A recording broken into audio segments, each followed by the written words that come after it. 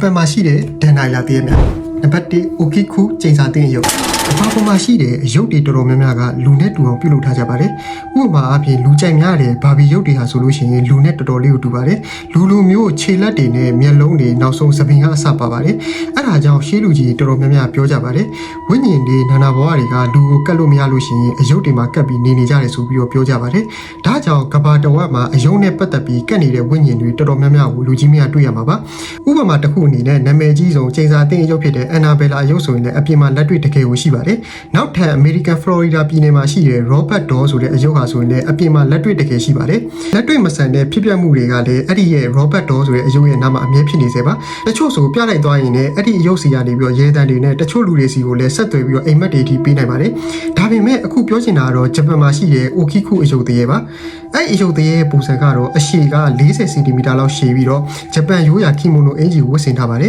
သူ့ရဲ့သပင်ကတော့နတ်မောင်နေပြီးတော့မျက်နှာကတော့လုံးဝအဖြူရောင်ပါသူ့ရဲ့သပင်ကတော့ပခုံးနားထိလောက်ထိကိုကျနေပါတယ်အဲ့အရုပ်မှာသူ့ရဲ့ဖြစ်ပေါ်လာပုံကတမိုင်းကြောင်းလေးရှိပါတယ်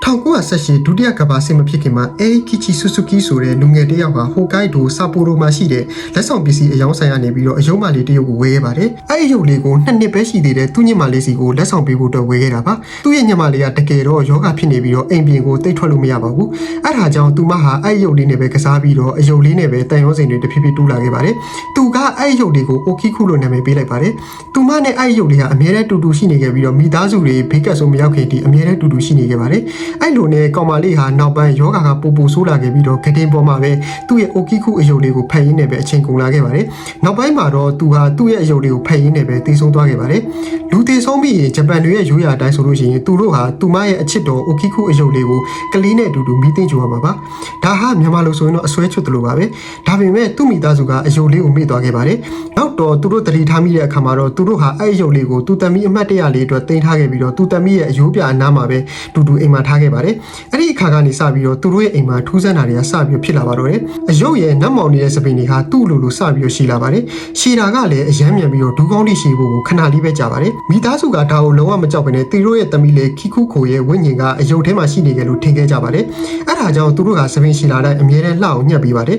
အဲ့လိုနဲ့ဒုတိယကမ္ဘာစုစဖြစ်တဲ့1939ခုနှစ်ဟာသူတို့မိသားစုဟာအီဝါမီဆာဝါမြို့မှာရှိတဲ့မန်နဲကြီးဖះเจ้าကိုအဲ့အယုတ်ကလေးကိုပို့ခဲ့ရပါတယ်သူတို့မိသားစုကအဲ့နေရာလေးမှာအယုတ်ကိုထားဖို့အသင့်တော်ဆုံးလို့ထင်ခဲ့ပါတယ်သူတို့ဟာအဲ့ကျောင်းမှာရှိတဲ့ကျောင်းတိုင်ဆရာတော်ကိုအယုတ်ကလေးကတာမန်မဟုတ်တဲ့အကြောင်းပြောပြပေးမယ်ကျောင်းတိုင်ဆရာတော်ကတော့ဒါတွေကိုအယုံကြည်သိမ့်မရှိခဲ့ပါဘူးဒီမှာတခုပြောချင်တာကတော့ဂျပန်မှာလည်းဗုဒ္ဓဘာသာကိုကိုးကွယ်တဲ့သူတွေများပြီးတော့ဖះကျောင်းနဲ့ဘုန်းကြီးတွေကလည်းဂျပန်မှာအများကြီးရှိပါတယ်ဒါပေမဲ့နောက်ပိုင်းမှာတော့ဘုန်းကြီးကျောင်းကကျောင်းသားတွေကသူတို့ရဲ့မျက်လုံးနဲ့ကိုယ်တိုင်စပင်ရှိလာတာကိုတွေ့တဲ့အခါမှာတော့သူတို့ကအယံအံ့ဩမိတက်ခဲ့ရပါတယ်အဲ့ဒါကြောင့်သူတို့ဟာစပင်ကိုညှက်ပေးပြီးတော့စပင်ရဲ့ရှိလာပုံနဲ့တူလာပုံတွေကိုတော့သူတို့ကဓာတ်ပုံရိုက်ပြီးတော့တင်ထားခဲ့ပါတယ်ပြီးရင်အဲ့အယုတ်ကလေးတင်ထားတဲ့ဘေးနားမှာပဲပုံတွေကိုချိတ်ဆွဲထားခဲ့ပါတယ်အဲ့အယုတ်လေးဟာအခုချိန်ကြီးမန်နဲကြီးဖះကျောင်းမှာရှိပြီးတော့ဟိုကိုက်ဒိုမြို့မှာရှိပါတယ